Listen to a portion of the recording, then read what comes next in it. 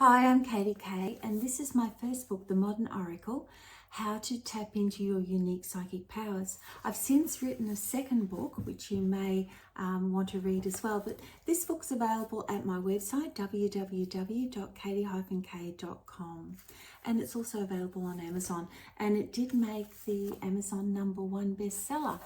So I'm going to read to you from a chapter called Trust and Belief.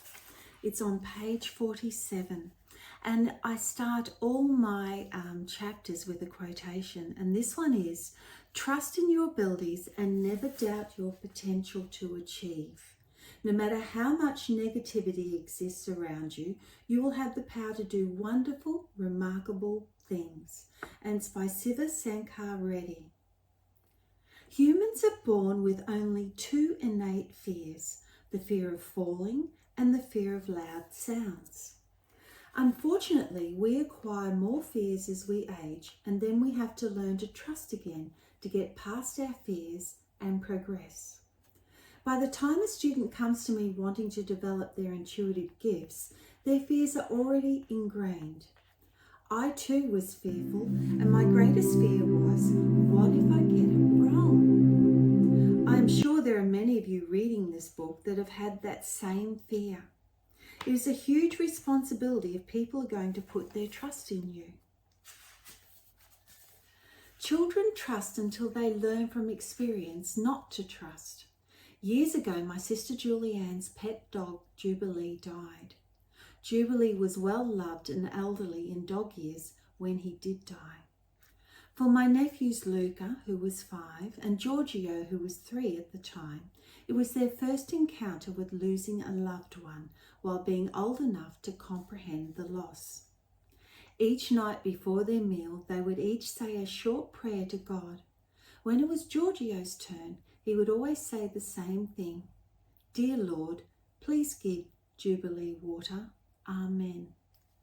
He sounded so cute, and his belief was so strong that Jubilee was with God, so therefore he was reminding God to look after him now that Jubilee was in his hands.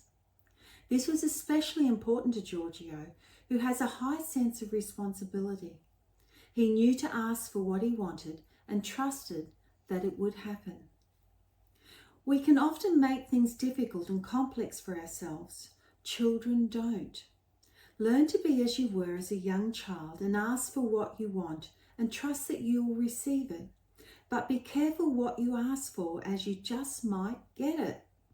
It is also important to tag on, if it is right for me and for my highest good. As I developed my intuitive gifts, I had to learn to get past my fears, or I would never trust, and without trust, there can be no confidence. If you don't believe in you, then how can you expect anyone else to believe in you? No one likes a wishy-washy, vague psychic. A lack of self-belief can hinder your progress. In the very early days of my development, fear held me back a lot. I could do an impromptu reading on the spot easily, as I didn't have time to work myself into a state of anxiety beforehand. As the word got out about me, people wanted to book readings, and because of my fear, I wouldn't commit to them. The main excuse I told myself was that I was guarding my privacy and did not want clients coming to my home. Then I thought, Spirit won't want to work with me if I don't make myself available. I know I can do this, and what is the worst thing that could happen? If the client is not happy, I'll apologize and there'll be no charge for the reading. No one has been unhappy so far, I trust.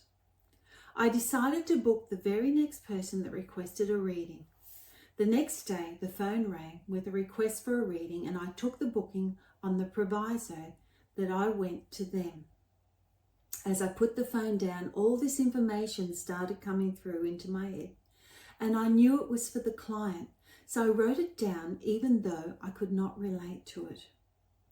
A couple of days later, I prepared myself and armed with a bag of tools, crystals, tarot cards and pendulum, I set off to the client's home to do the reading. I even had a teapot and herbs to make a cup of lemongrass tea when I got there to help set the mood. I need not have worried, as the deceased family came through and I didn't even get around to pulling the tools out of the bag.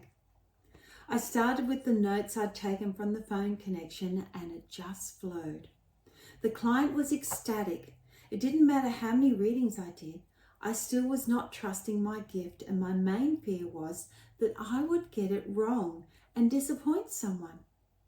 I asked myself, you've already done many successful readings, so why would you fear that you can't do it again? I had to learn to trust in the process and believe that my spirit team wanted to work with me and would always be there for me. Trust is the most important key or vital ingredient to being psychic and your development. Why is that? Because most psychic experiences are non-tangible. You can't touch them. They are not physically solid, and it is difficult to prove them. You need to trust your intuition and trust that it is more powerful than your imagination. I've had students admit that they thought it was all in their imagination. Your psychic gift is natural and requires trust for further growth and enhancement. Just like you believe in night and day, you need to believe in yourself and trust in your abilities. Now, the chapter doesn't end there. That's about there. There's still plenty to go, but I'll let you read it for yourself or join me for another reading. This is Katy-K. I hope you enjoyed this excerpt from my book.